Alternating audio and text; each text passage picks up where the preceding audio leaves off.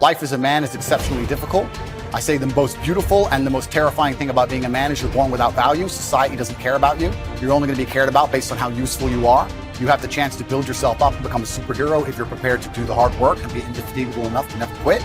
But if you're going to stand around and wait for a handout, nobody's going to ever respect you. I think that a lot of people have forgotten about how difficult and how competitive it is as a man. We're always in constant competition with each other. And it's your duty as a man to stand up and say, I want to be as important and strong and good-hearted and God-fearing as possible. And I need to work hard to achieve those things.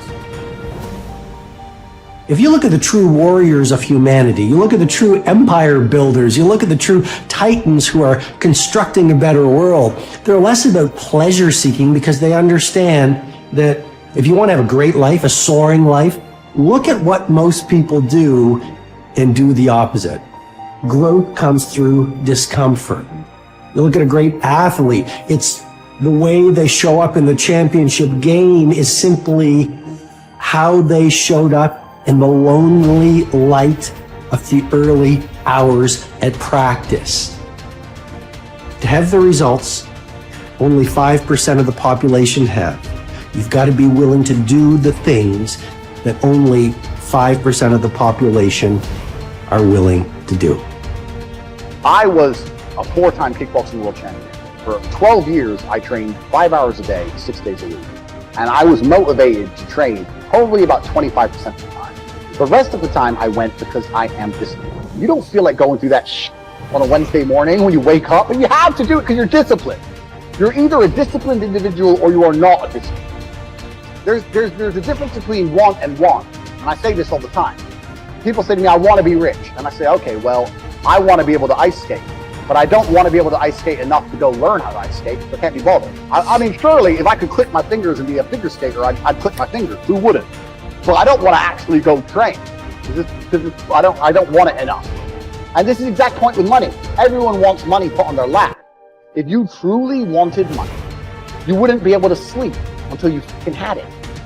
The masters make the hardest things in the world look easiest. And in the moments where you push yourself, those moments tend to lead to success. But you've got to stop rationalizing, stop making excuses, stop telling yourself little watered down assessments of where you're really at. Tell yourself the truth. And the truth shall set you free. And the truth that I had to come to grips with, that I wasn't in charge of my destiny. The truth was that I wasn't giving all that I had. The truth was that there are some things that I wanted to do, but I didn't have the courage to act on those things. I had to start looking at my life differently. I started going to work earlier. I started being the last one to leave there. I started working harder than anybody else. I am not motivated to do the things I'm supposed to do. I don't wake up full of joy. I have to go to the gym, or that I have to work, or I deal with crap. I don't feel motivated to do them. I'm disciplined. I do them regardless of how I feel. Whether I'm in the mood to do it or I'm not in the mood to do it, it gets done. That's discipline. Discipline's a real thing. Motivation is fleeting. You're never going to be permanently motivated. If you're the kind of person who can only try hard at something he enjoys, then you're going to fail. If you truly want to win, you can't only want to win when you're happy, and you can't only want to win when you're motivated. You're competing against men like me who will perform even when it's raining, not only when the sun is shining. And if you're going to be the kind of person who can only do it in one of those scenarios, you are going to lose. You must be prepared to perform all of the time. I have a lot of people who message me and say, I struggle with motivation. My answer is simple. Then stay a loser. If you can't find the motivation to not be a loser, then I strongly recommend you just stay a loser, stay in your lane, and stay out of my way. I have no time for people who cannot find the motivation to fix themselves and fix their own lives.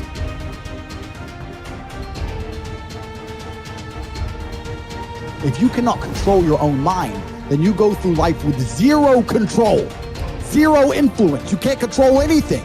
You're just a feather in the wind, waiting for life to blow you from happy place to sad place to happy place to sad place, completely hoping on the gods to be fortunate to you, because if any genuine discomfort comes your way, we're clouded with doubt, and we wonder why it is so difficult for us to grow into the best version of ourselves. We wonder why it is so difficult to climb that mountain, to get over that obstacle. It's because we are not looking at the opportunity with the right perspective. Break the patterns that have been leading your life, but you need to identify what the patterns are. I think sometimes we just aren't even aware It's just a pattern that's running. It's something that's happening. Maybe it's been happening for months or years or decades. We're not even aware. It's just become our identity. So when you identify the negative identity patterns that are holding you back, that's the first step. And you can start to really shift and replace it with a new identity, a new pattern that you can implement. What you do is you pick up your past and you embrace it. You understand it, you accept it, as I had to go through these things that I had to go through in order for me to get to this place today. And the evidence for that is that I did. You don't need any more evidence. You did. And then you toss it. You toss it. You embrace it and you toss it. And you merge into the now by giving up your attachment. Before you can do something, you first must be something. So you've got to be it intellectually. You've got to be it emotionally. That's like Solomon says, as a person thinks in their heart, the emotional man.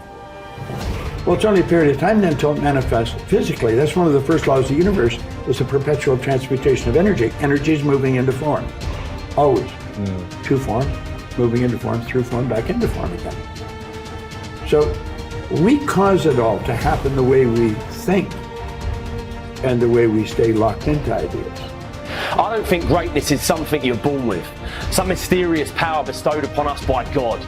It's something that truly exists in everyone. I look at it as a superpower we all have, buried deep inside us. This tiny diamond surrounded by layers and layers of rock, the hardest rock in the universe. And every time you do something good, a piece of that rock breaks away. We control where awareness goes, we're controlling where energy is flowing. And if we're controlling where energy is flowing, we're controlling what's manifesting in our life. All I need to do is control where my awareness goes. And if I can control where my awareness goes, I can control where my energy is flowing. And if I can control where my energy is flowing, I can control what is manifesting in my life. Every single person that wins big, every single person that you look at, every single person that you're inspired by, every single person that you aspire to be like, they only have one plan, and that is they are going to win or they are going to die trying. You can make your dream into a reality, but it will only take one person to believe that it's possible. It will only take one person to put in the work. That person is you. If you're sitting down and you start thinking about some future worst case scenario that you're conjuring up in your mind, and you begin to feel the emotion of that event, your body doesn't know the difference between the event that's taking place in your world, outer world, and what you're creating by emotion or thought alone. So most people then, they're constantly reaffirming their emotional states. So when it comes time to give up that emotion, they can say, I really want to do it. But really the body is stronger than the mind because it's been conditioned that way. So the servant now has become the master. And the person all of a sudden, once they step into that unknown, they'd rather feel guilt and suffering because at least they can predict it. Being in the unknown is a scary place for most people because the unknown is uncertain. And people say to me, well, I can't predict my future. I'm in the unknown, and I always say the best way to predict your future is to create it. Not from the known, but from the unknown. What thoughts do you want to fire and wire in your brain? What behaviors do you want to demonstrate in one day? The act of rehearsing them mentally, closing your eyes, and rehearsing the action. Rehearsing the reaction of what you want? Or the action? The action of what you want. By closing your eyes and mentally rehearsing some action. If you're truly present, the brain does not know the difference between what you're imaging and what you're experiencing in 3D world. So then you begin to install the neurological hardware in your brain to look like the event has already occurred. Now, your brain is no longer a record of the past. Now it's a map to the future.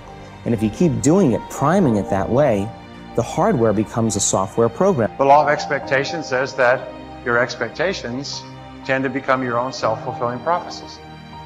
In other words, what you expect to happen usually does. And if your expectations are based on false information, so you have false expectations, that's what will happen anyway.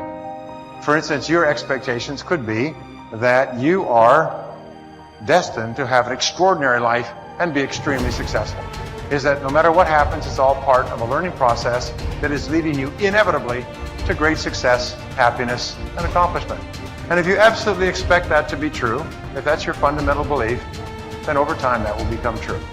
You'll be able to throw off the ups and downs of life. You'll be able to ignore the negative influences around you. If you confidently expect to be a great success, then by gum, you sure will be. No matter what people tell you, you just say, well, it'll be all right. Everything will work out fine. And we know that an attitude of confident expectation is a hallmark of highly successful people. They just expect to succeed more than they fail.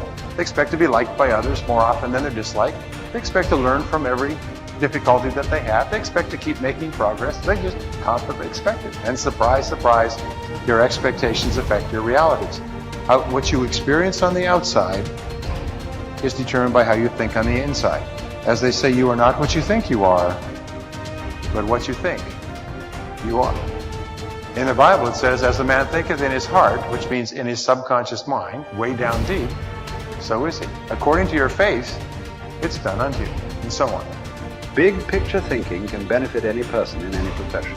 When somebody like Jack Welch tells a G employee that the ongoing relationship with the customer is more important than the sale of an individual product, he's reminding them of the big picture. When two parents are fed up with potty training, poor grades or benders, and one reminds the other that the current difficult time is only a temporary season, then they benefit from thinking big picture. You have to think anyway, so why not think big? Big picture thinking brings wholeness and maturity to a person's thinking. It brings perspective. It's like making the frame of a picture bigger in the process, expanding not only what you can see, but what you are able to do. Big picture thinkers are never satisfied with what they already know.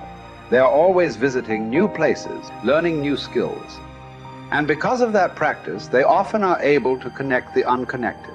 They are lifelong learners. To help me maintain a learner's attitude, I spend a few moments every morning thinking about my learning opportunities for the day. As I review my calendar and to-do list, knowing whom I will meet that day, what I will read, which meetings I will attend, I note where I am most likely to learn something. Then I mentally cue myself to look attentively for something that will improve me in that situation. If you desire to keep learning, I want to encourage you to examine your day and look for opportunities to learn. Writer Henry David Thoreau wrote, "Many an object is not seen, though it falls within the range of our visual ray, because it does not come within the range of our intellectual ray." Who you are determines what you see and how you think.